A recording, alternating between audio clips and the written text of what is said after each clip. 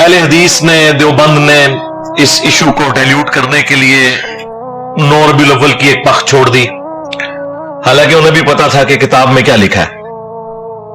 खुद आमजा बरेलवी साहब, जिनके ऊपर पूरा मकतब खड़ा है, उन्होंने फतावा रज़विया में 8 रबीउल अव्वल लिखी है। तो ये बरेलवियों से जरा पूछें, ये जो 12 रबीउल अव्वल आप मना रहे हैं, आपके आला हजरत तो इसे 8 रबीउल अव्वल लिख के गए हैं, और फिर उन्होंने लिखा चूंकि अब 12 चल पड़ी है इसलिए मैं इसमें कोई इख्तिलाफ नहीं करता, चलने दे इसको इस तरह।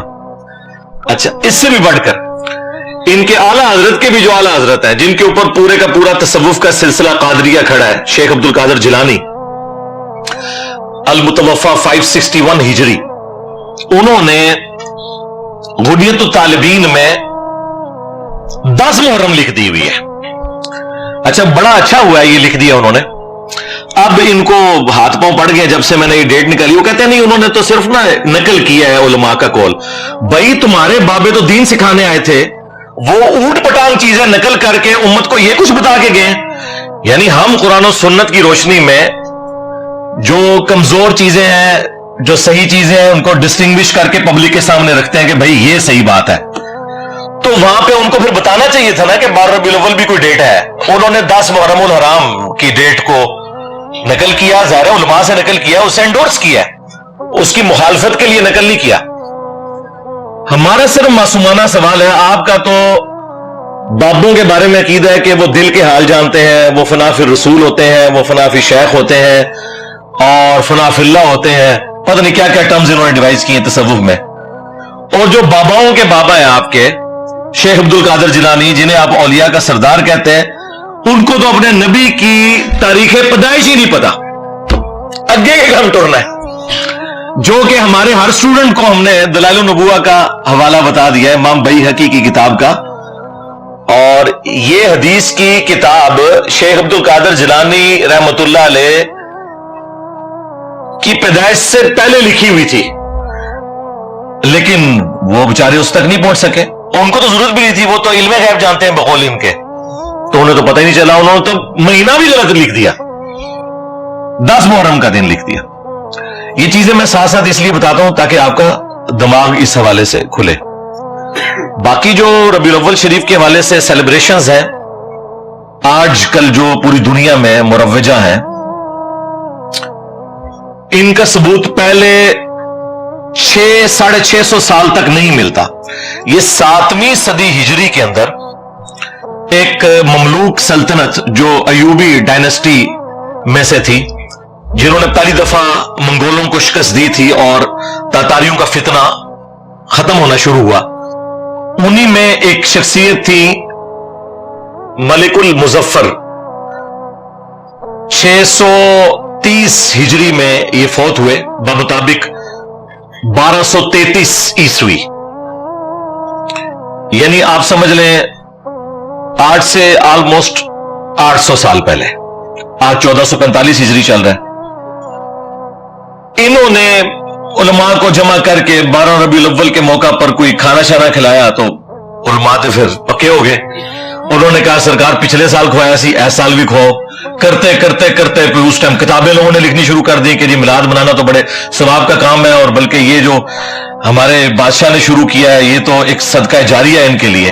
उनको ये भी ख्याल नहीं आया कि 800 साल तक जो उनसे बड़े आशिकाने रसूल थे, उनके दिमाग में ये बात क्यों नहीं आई कि आपने रबीउल अव्वल को इस तरीके से सेलिब्रेट करना है। जहां तक रबीउल अव्वल के महीने में नबी सल्लल्लाहु अलैहि वसल्लम की शख्सियत को डिस्कस करना है, उसके ऊपर तो इजमाए उम्मत है, उससे किसी को इनकार नहीं है। लेकिन ये झंडियां लगा के, सबीलें लगा के और इसको एक प्रॉपर शक्ल देना है एक इवेंट की, इसका तो कभी नहीं हुआ। मैं खुलफाए सलासा की बात नहीं करता, हो सकता है कि ये कहें कि उनके जमाने तक हदीसें शायद उन तक नहीं पहुंची थी, लेकिन जो चौथे खलीफा थे सैयदना अली इब्न अबी तालिब, वो 5 साल तक कूफे में रहे हैं। तीनों खुलफा के साथ उनका वक्त गुजरा है। कोई हमें ज़ईफ नहीं, कोई झूठी रिवायतें दिखा दें उनकी तरफ मंसूब कि उन्होंने कभी कूफे के अंदर मिलाद का जुलूस निकाला हो, हालांकि ये पॉसिबल था। झंडियां उस जमाने में भी कपड़े की बनती थी, लेकिन वो जंगों में झंडों के लिए। कोई महफिल नात इस तरह की मुनक़िद की हो और پر اس طرح کے معاملات لے کے چلے ہوں جس کو انہوں نے آج اس درجے تک پہنچا دیا ہے کہ یہ کہتے ہیں کہ سوائے ابلیس کے جہاں میں سبھی تو خوشیاں منا رہے ہیں. یعنی وہ یہ بتانا چاہتے ہیں کہ پہلے 800 سال کے مسلمان سارے ابلیس تھے اور ہم عاشقان رسول ہیں, اور انہیں یہ پتہ ہی نہیں کہ وہ انجانے میں صحابہ اکرام کو, خلفائے راشدین کو, اہل البیت کو علیہم السلام اجمعین ورضی اللہ عنہم اجمعین گستاخی کے فتوے کی زد میں لے کے آ رہے ہیں, کیونکہ ان کے زمانے میں تو یہ کچھ نہیں ہوا. پھر اس کو جو ترویج ملی ہے نا زیادہ, وہ آٹومان امپائر جو تھی سلطنت عثمانیہ 1588 عیسوی کے اندر, آج چل رہا ہے 24 ستمبر 2023, 1588 عیسوی میں جو سلطنت عثمانیہ تھی انہوں نے اپنی امپائر کے اندر آفیشلی 12 ربیع الاول کی چھٹی ڈکلیئر کر دی. یعنی پھر پراپرلی اس پورے مسئلے کو گود لے لیا انہوں نے,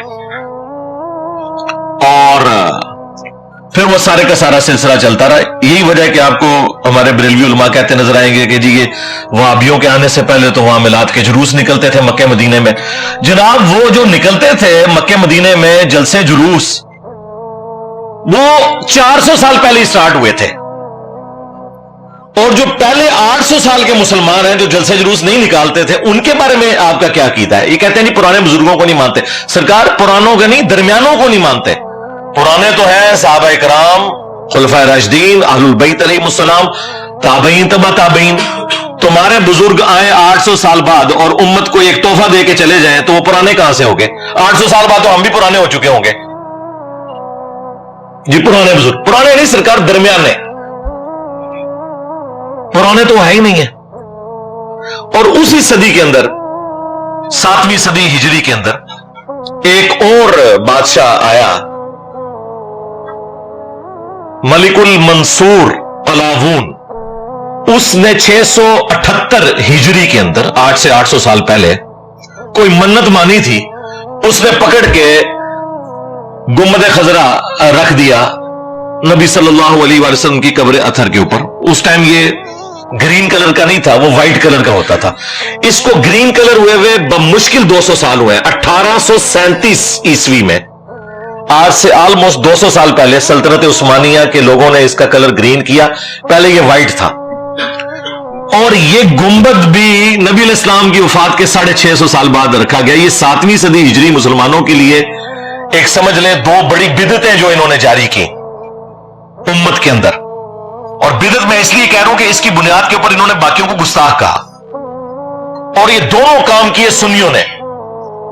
میں نے اپنی کسی پرانی ویڈیو میں یہ بیان کیا تھا کہ یہ جو گنبد ہے یہ شیعہ حاکم نے رکھا تھا, تو اس پہ پھر میں نے اسی وقت رجوع ریکارڈ کروایا تھا کہ وہ شیعہ حاکم نہیں تھا, وہ بھی یہ ایوبی ڈائنسٹی کا ہی مملوک امپائر کا ایمپرر تھا, ملک المنصور. یہ دونوں کام سنیوں نے کیے. میں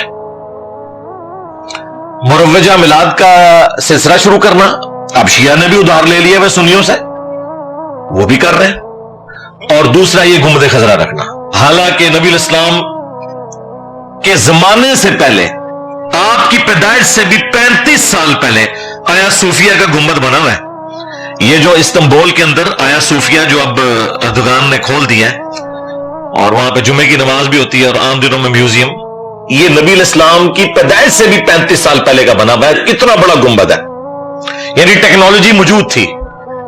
حضرت عمر کے دور میں آج کے اربوں ڈالرز جزیہ ملتا تھا رومن امپائر سے مسلمانوں کو, وہ تو سونے کا گنبد بنا کے قبر رسول پہ رکھ سکتے تھے. ان کو تو کسی کے دماغ میں یہ بات نہیں آئی ہے یہ کوئی نبی الاسلام کی عزت افزائی ہے کہ یہاں پہ گنبد رکھے. انہیں پتا تھا, صحیح مسلم میں حدیث ہے, میں تمہیں منع کرتا ہوں قبروں کو پکا کرنے سے, قبروں پر عمارت بنانے سے, اور قبروں پر بیٹھنے سے. وہ اس کو نبی الاسلام کی گستاخی شمار کرتے تھے. اور سیم یہی گستاخی شمار کی گئی جب پہلی دفعہ گنبد رکھا گیا, اور جس بندے نے مشورہ دیا تھا وہ کچھ عرصے بعد معزول ہو گیا.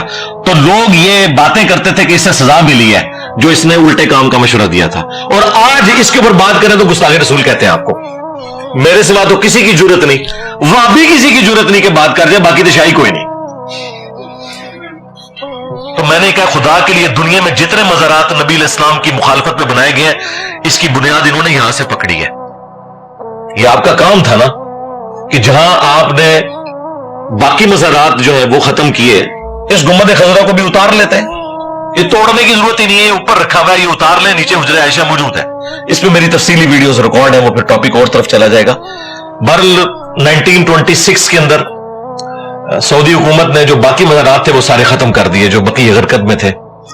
اور سب سے بڑا کام جو انہوں نے کیا کہ 400 سال تک جو امت کی جمعیت کو آٹومانم امپائر نے توڑا, خانہ کعبہ میں 4 مسلح ڈالے ہوئے تھے انہوں نے.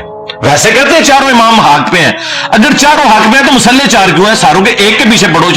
چلو 4 مسلح تھے, فجر کی نماز سارے حنفیوں کے پیچھے پڑھ لو, ظہر کی سارے شافیوں کے پیچھے. نہ پیرلل میں 4 جماعتیں کرواتے تھے 1517 سے لے کے 1917 تک. اگر یہ ورلڈ وار 1 نہ ہوتی اور سلطنت عثمانیہ نہ ٹوٹتی تو یہ بدعت آج بھی موجود ہوتی. اس ورلڈ وار کا ایک فائدہ امت کو ہو گیا کہ وہ بدعت اٹھ گئی, اور اب ایک مسلح وہاں پہ. 400 سال تک انہوں نے 4 مسلح ڈالے. آپ اندازہ لگائیں کہ انہوں نے مسلمانوں کی جمعیت کو توڑا, اور کہتے ہیں یہ ہمارے بزرگوں کی خدمات ہے. انجینئر صاحب بزرگوں پہ بولتے ہیں, بھائی وہ بزرگ جو ہیں وہ آپ کے بزرگ ہیں. ہمارے بزرگ وہ ہیں کہ جب وہ لوگ پیدا بھی نہیں ہوئے تھے نا, اس سے بھی 800 سال پہلے جو بزرگ تھے وہ ہمارے بزرگ ہیں. بدعتیں تم داخل کرو دین میں. جب ہم بولیں ایک غریب تو بدتمیز نہ سوچ دوں میں نبی سا ہے ہی کوئی نہیں, تیرے بابے تھے شاہ ہی کوئی نہیں, لے لو بابے تھو دبو انہوں جا کے بالکل اب کوئی لحاظ نہیں. جس طرح سیدنا عمر نے کہا تھا نا, نبی الاسلام نے اس وقت زمینیں تمہیں دی تھی جب اسلام کمزور تھا, اب اسلام مضبوط ہو گیا ہے, اب یہ زمینیں جو ہے بیت المال میں جمع کرواؤ, ادروائز ان کے اوپر کاشتکاری کرو اور اس میں سے حصہ جو ہے بیت المال کو دو. تو میں بھی انہوں نے سیدھا ہو گیا کہ بھائی یہ ان پرانی گلا ہوں اللہ کے فضل نال یہ دعوت جس طریقے سے اللہ تعالیٰ نے مسلمانوں میں راسخ کی ہے بالکل سٹریٹ فارورڈ آنکھوں میں آنکھیں ڈال کے بات کریں گے انشاءاللہ تعالی. لیکن علمی اختلاف, کوئی ایکسٹرا جوڈیشل ایکٹیویٹی پرفارم نہیں کرنی, وہ تو ہماری ڈاکٹرن کے خلاف ہے. خواہ کوئی ریاستی ادارہ کرے, خواہ کوئی مذہبی جماعت کرے, ہم تو اسے بالکل اسلام کی روح سے سمجھتے ہی حرام ہے. علمی اختلاف. تو یہ کام ان کے بزرگ ڈال کے گئے ہیں. جب ہم وہ بتاتے ہیں کہ انہوں نے یہ کام ڈالا ہے, امت کی جمعیت کو توڑا ہے, تو کہتے ہیں یہ بزرگوں کی گستاخی کرتے ہیں. تو میلاد کا بھی سلسلہ 800 سال پہلے شروع کیا انہوں نے. بھائی اس سے پہلے لوگ میلاد کس طرح مناتے تھے؟ وہ صحیح مسلم میں حدیث ہے 2750 انٹرنیشنل نمبر کے مطابق, نبی صلی اللہ علیہ وآلہ وسلم پیر کا روزہ رکھا کرتے تھے. پوچھا کہ آپ کیوں رکھتے ہیں؟ تو فرمایا فیہ ولدت وفیہ انزل علیہ, اس دن میں پیدا ہوا اور اسی دن مجھ پر پہلی دفعہ وحی نازل ہوئی. تو نبی صلی اللہ علیہ وآلہ وسلم جشن قرآن اور جشن ولادت مصطفیٰ صلی اللہ علیہ وآلہ وسلم ہر سال نہیں, ہر مہینے نہیں, ہر ہفتے منایا کرتے تھے پیر کا روزہ رکھ کے. اور انہوں نے لنگر چک کے رکھا ہوتا ہے. نبی علیہ السلام روزہ رکھتے تھے, یہ لنگر کو دب کے رکھتے رہے. ہاں باپا جانی نے وہ 12 ربیع الاول کا روزہ شروع کروایا, الیاس قادری صاحب نے. وہ بھی 12 ربیع الاول کا روزہ نہیں ہونا چاہیے, منڈے کا روزہ. تو وہ تو ہر ہفتے ہی رکھا جائے, اچھی بات ہے, چلے ربیع الاول میں ہی رکھ لیں ولادت کی خوشی منانے کے لیے. تو یہ ہے آفیشل طریقہ. وہ لوگ پوچھ رہے ہوتے ہیں پھر اسی کیک کریے سرکار, اے کرو نہیں اور کیا کریے, اور اے کرو کہ اس دن انجینئر صاحب کی ویڈیوز لگا کے بیٹھ جاؤ تاکہ پتا چلے کہ جو ہستی دنیا میں آئی تھی ہماری منجی بن کے, ہادی بن کے, نجات دہندہ بن کے, جن کے ساتھ ہماری آخرت کی ہمیشہ کی کامیابیاں جڑی ہوئی ہیں, وہ امت کو دے کے کیا گئی ہیں وہ انجینئر صاحب آپ کو بتائیں گے کہ مرنے سے پہلے اے مسلمان کر لیں اس پہ غور.